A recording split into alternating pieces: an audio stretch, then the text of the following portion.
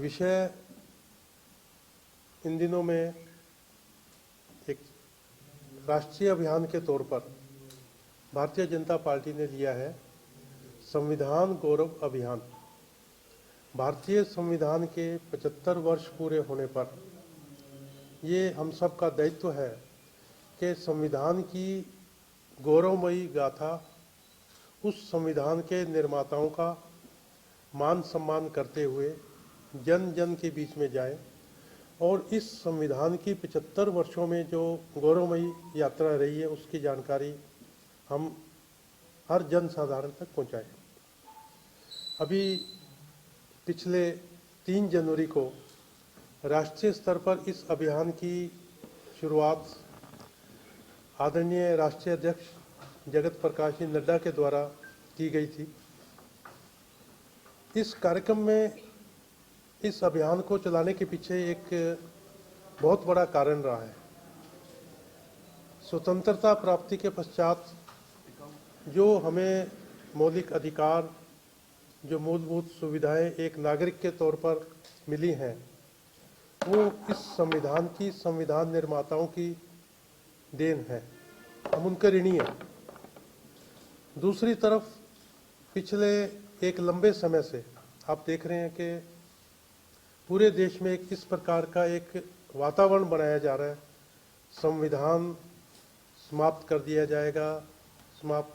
दिया जाएगा, संविधान को ख़त्म कर देंगे, इस प्रकार की बातें कुछ राजनीतिक दलों के द्वारा, कुछ नेताओं के द्वारा, विशेष रूप से कांग्रेस के नेताओं के द्वारा की जा रही है। और ये बातें वो लोग कर रहे हैं जिन्होंने इन 75 वर्षों के अंदर संविधान की मर्यादाओं को कुचलने का काम किया, संविधान को कुचलने का काम किया। वो इस प्रकार की बात अगर करें कि भारतीय जनता पार्टी की सरकार आरक्षण समाप्त कर देगी, संविधान को समाप्त कर देगी, तो एक बहुत बड़ी विडंबना है इस देश के लिए। एक जागरूक नागरिक के नाते, भारतीय जनता पार्टी के कार्यकर्ता के नाते हम सब ने ये विचार किया कि इस संविधान की गौरवमयी गाथा एक अभियान के तौर पर राष्ट्रीय स्तर से लेकर के बूथ स्तर तक इस प्रकार के कार्यक्रम आयोजित किए जाएं, लोगों के बीच में हम जाएं, विचार गोष्ठियां, जनसभाएं, ये सब करने का कार्यक्रम तय हुआ। उसी क्रम के अंदर अभी परसों 17 जनवरी को एक बड़ी विचार गोष्ठी हिसार में आयोजित की जाएगी, जिसमें हमारे प्रदेश के संविधान गौरव अभियान के संयोजक, कैबिनेट मंत्री आदरणीय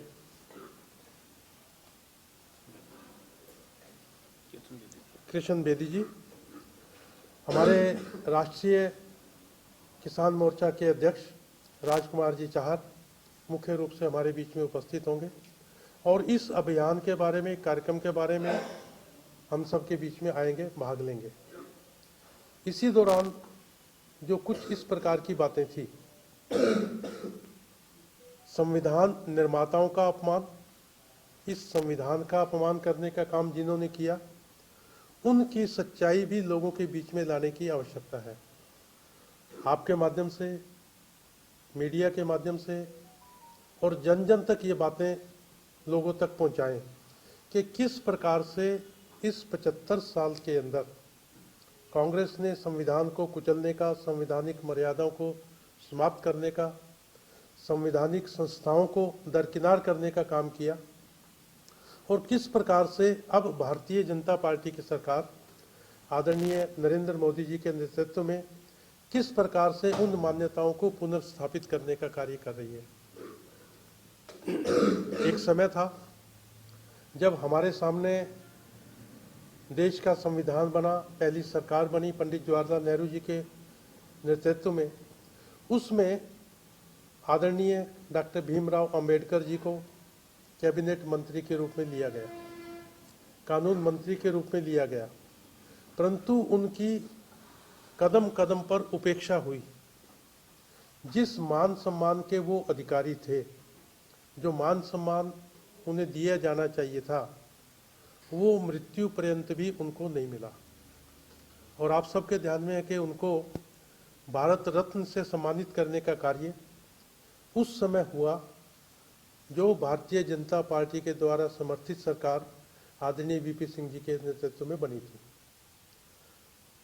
भारतीय जनता पार्टी की सरकार बनने के बाद केंद्र में, राज्यों में अनेक इस प्रकार की योजनाएं, अनेक इस प्रकार के कार्य किए गए जिससे संवैधानिक संस्थाओं का, संविधान निर्माताओं का मान सम्मान बढ़े, संविधान का गौरव बढ़े। इन सब चीज़ों को लेकर के इस अभियान की शुरुआत पूरे प्रदेश में की गई है। प्रदेश की राजधानी में प्रमुख केंद्रों पर इस प्रकार की गोष्ठियाँ, जनसभाएं, हरिजन बस्तियों में जाकर के उन लोगों के बीच में उनके सहभागीदार रहते हुए हमारे समाज के सभी वर्गों को साथ लेकर के चलने का ये कार्य 25 जनवरी तक रहेगा। और 25 जनवरी के दिन पूरे प्रदेश के सभी बूथों पर 20,669 हमारे जितने पोलिंग बूथ हैं, बूथ स्तर पर सभी विद्यालयों में उस दिन भारतीय संविधान की प्रस्तावना पढ़ी जाएगी और उसके ऊपर विचार किया जाएगा। उसके ऊपर सभी वक्ता अपने अपने स्थान पर, बूथ स्तर पर ये कार्यक्रम आयोजित करेंगे। ये इस कार्यक्रम की संक्षिप्त रूपरेखा है जो मैंने आपके सामने रखी है। और अभी जैसा बताया कि आने वाले दिनों के अंदर हिसार, रोहतक, गुरुग्राम, अम्बाड़ा, इन स्थानों पर ये बड़े कार्यक्रम आयोजित होंगे, विचार गोष्ठियाँ आयोजित की जाएंगी और इसके अंदर हमारे समाज के सभी प्रमुख वर्ग, सभी को साथ लेकर के ये कार्य संपन्न किया जाएगा। आवश्यकता इसलिए पड़ी कि पिछले कुछ समय से, जैसे मैंने अभी बताया, कि पूरे देश में किस प्रकार का वातावरण तैयार किया जा रहा था कि संविधान भारतीय जनता पार्टी खत्म कर देगी, आरक्षण भारतीय जनता पार्टी खत्म कर देगी। इस चीज़ को लेकर के इतना दुष्प्रचार पूरे देश में किया गया कांग्रेस पार्टी और कांग्रेस के नेताओं के द्वारा, और वो लोग इस बात को प्रमुख रूप से रख रहे हैं जिन्होंने संविधान का कभी सम्मान नहीं किया, संविधान को कुचलने का काम किया, देश के अंदर आपातकाल लगाया और जो एक संवैधानिक व्यवस्था रखी गई थी जिसका डॉक्टर भीमराव अंबेडकर जी घोर विरोधी थे कि देश के अंदर धारा 370 लगाने का काम, प्रमुख रूप से उसका उद्देश्य एक था कि एक अस्थायी तौर पर यह व्यवस्था थी जो जम्मू कश्मीर में लागू की गई थी, परंतु वो चलते चलते जाकर के 2019 तक, जब तक धारा 370 को कानून के द्वारा, संविधान के द्वारा, संसद के द्वारा समाप्त करने का कार्य नहीं किया गया, इस प्रकार की अनेकों बातें थी। आपातकाल लगा करके आम नागरिक के अधिकारों को कुचलने का काम किया गया, संविधान की मूलभूत आत्मा को कुचलने का काम किया गया। ये ठीक है, संविधान में आवश्यकता अनुसार संशोधन समय समय पर हुए हैं, परंतु कांग्रेस पार्टी के द्वारा जो संशोधन अधिकांश किए गए वो अपनी कुर्सी को बचाने के लिए, सत्ता को बचाने के लिए किए गए। 39वां जो संविधान संशोधन किया गया था उस समय जब देश की तत्कालीन प्रधानमंत्री इंदिरा गांधी जी का चुनाव सर्वोच्च न्यायालय के द्वारा, उच्च न्यायालय के द्वारा अवैध घोषित किया गया था। 6 वर्ष के लिए उनको चुनाव लड़ने के लिए अयोग्य घोषित किया गया था। तो इस प्रकार की व्यवस्थाओं को समाप्त करने का काम था। संवैधानिक पदों के ऊपर कोई व्यवस्था नहीं, कोई मेरिट का ख्याल नहीं, उन सब चीज़ों को लागते हुए सुप्रीम कोर्ट के जिस तरीके से 3 न्यायाधीशों को नियुक्त किया गया, मुख्य न्यायाधीश को नियुक्त किया गया, इस प्रकार की जो बातें थी, इस प्रकार की जो चीज़ें हैं वो हर लोगों के बीच में आए और संविधान को पुनर्स्थापित करने के लिए, संवैधानिक मर्यादाओं को कायम रखने के लिए, संविधान निर्माता डॉक्टर भीमराव अंबेडकर जी को जो मान सम्मान पिछले 75 साल में नहीं मिला, वो मान सम्मान मिले, इसके लिए पार्टी कटिबद्ध है। आदरणीय भीमराव जी के जो प्रमुख 5 केंद्र थे, जन्म स्थान से लेकर के निर्वाण दिवस तक, जहाँ उन्होंने शिक्षा प्राप्त की, जहाँ उन्होंने दीक्षा प्राप्त की, उसको पंच तीर्थ के रूप में विकसित करने का कार्य इस भारतीय जनता पार्टी की सरकार आदरणीय नरेंद्र मोदी जी के द्वारा किया गया। इसलिए आवश्यकता पड़ी कि विषय इस पीढ़ी के बीच में आना चाहिए कि किस प्रकार से पिछले समय के अंदर संविधान के साथ खेल किया गया। लोकसभा में बवाल हुआ था, अम्बेडकर जी के बारे में अमित शाह जी ने बोला था, देश भर में बवाल हुआ, वो सम्मान था या उनके बारे में जी बिल्कुल, आप जो बात कर रहे हैं वो अब किसी के सामने अगर हम आधी अधूरी कोई बात रखेंगे तो उसको वही दृश्य दिखाई देगा। जैसा वो था ना, हमने एक छोटी सी कथा सुनी है कि 4 अंधे थे, हाथी उन्होंने कभी देखा नहीं था, जन्मजात वो अंधे थे। तो जब हाथी उनके बीच में आया और अंधों को कहा भी हाथी है, अब वो हाथी कैसा हो तो उनको कोई कल्पना नहीं थी। तो उनका तो एक ही होता है कि स्पर्श करके किसी चीज़ का अवलोकन करते हैं क्या है। तो उसमें से एक अंधे ने हाथी के पैर को छुआ तो उनको लगा कि हाथी एक खंबे के समान है। किसी ने हाथी की सूंड को छुआ तो उसको लगा कि ये तो एक रस्से के समान है। तो इस प्रकार की आधी अधूरी बातें जो लोगों के बीच में रख करके गलत नैरेटिव तैयार करने का काम किया गया। अभी जब भी संसद की कार्रवाई चलती है, संसद का सेशन होता है, हम सब लाइव प्रसारण देखते हैं और इस प्रकार के मुख्य जो विषय हैं जिस पर चर्चा होती है, हम सब ने भाग लिया है।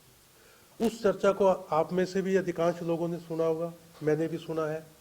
इस प्रकार की कोई भी बात गृह मंत्री जी के द्वारा नहीं कही गई जिससे आदरणीय भीमराव अंबेडकर जी का अपमान होता हो। जो विषय से संबंधित बातें थी उन्होंने रखी।